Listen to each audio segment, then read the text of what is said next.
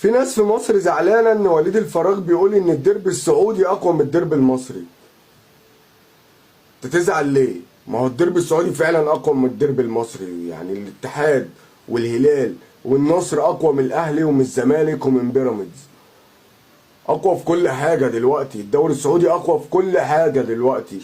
انت ايه اللي يزعلك من الكلام ده؟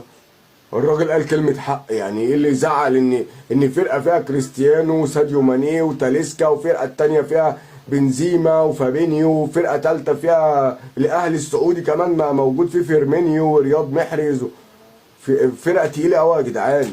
انت فاهم يعني ايه فرقة عملت جابت لاعيبة من الدوري الانجليزي ومن الدوري الاسباني وبتلعبهم دلوقتي في الدوري السعودي؟ انت عندك شك ان الدوري السعودي اقوى من الدوري المصري؟ يعني الناس دي يا جماعه بتتفرج على كوره منين؟ يعني بتتفرجوا من ورا التلفزيون؟ يعني انت هتجيب مثلا فابينيو وكريم